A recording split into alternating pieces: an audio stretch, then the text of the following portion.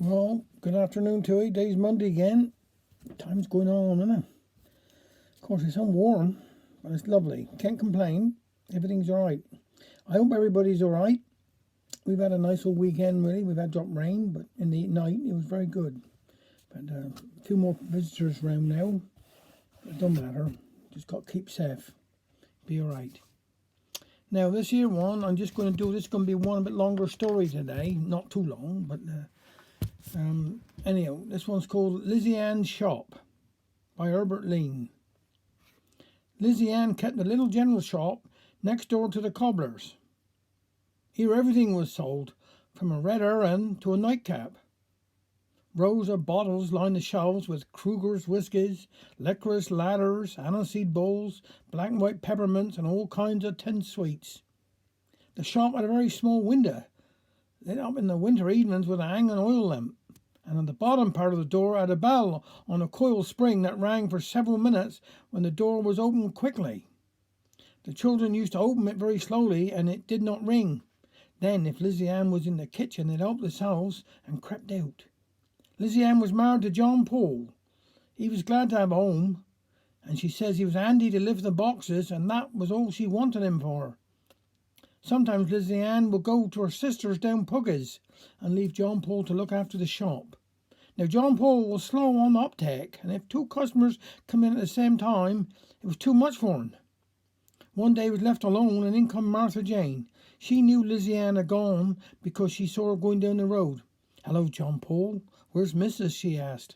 "Gone," said he, "and I got to get my own dinner, clean the slab, tend the fowls, and look after the shop." "What do he want? Can he come in, Mara?"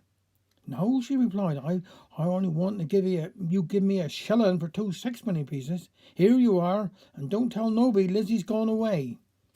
She put the 2 sixpenny pieces on the counter and was walking out. She reached the door and opened them when John Paul shouted to her, "Here, you've been and left your change on the counter." "So I have," she said, picked up the sixpenny pieces and walked out. "Some people don't know enough to last them overnight," he said after she closed the door. "I hope nobody more will come in for the day." He just got into the kitchen when the bell rang again. A stranger stood in the shop. "Can you please tell me the times of the bus service, please?" "No," said John Paul. "It to go when it's ready, if 'tis going. The next one is gone." "Thank you," replied the stranger as he banged the door. "I go and see about dinner. Now, let's see now. I got bring in some tedders, cut up some firewood. I wonder where she to keep the frying pan. In the spence, I suppose." There goes the bell again. "What do he want? Don't he know 'tis early closing, boy?" "John Henry, please, I want a keck of black lead, a pot of apple jam, and a pound of red apples to go on the whatnot." John Paul got all the things together, made up the price, and held out his hand for the money. "Father will pay when he come back." "Oh, where's it gone?" asked John Paul. "Gone Africa day." John Henry picked up the goods and bolted. "Shan't he again for some spur?" "Well, I can smell something burning. 'Tis my dinner, I know 'tis." Just as he pulled the frying pan from over the fire, the bell was ringing again. "How didn't I bolt the door? I'm starving. My guts is aching," he said. "Chacking," said John, wiping his hands. The next customer was a little girl holding a note in her hand. Taking the note, he put on his glasses and read, "Please send my goods day instead of Mara, as my wife's mother is coming to stay. P.S. Do you sell rat poison? Bill Jacob." "Tell father I'll see what I can do after dinner. That will be tomorrow, 'cause I shan't have any today." He bolted the door after the girl had gone. "Now," said he, "peace at last. I am at a smoke for the day." He went in the kitchen, and someone was knocking at the back door. "I aren't home," he shouted. "'Tis only me," said the voice. "Who's me?" "Mrs. Jack from next door." "What do he want?" "Can he mind the baby? I want to go out for a bit." "Hey, shove her through the window. I got the door shut to keep the cat out." Putting the baby in a soapbox, he sat down and closed his eyes. Bang, bang, up to the front door. Up he got, opened it, and it was old Tobias. "Are you busy?" asked old Tobias. "Yes, I don't know what I done last." "Well, I want for 'ee to do me a little kindness. Write a little letter." What sort of letter? Kind of love letter. Love letter. You aren't getting married again, are you? Why, you've been married 4 times already. Yes, and I'm going to keep going till I strike a good one.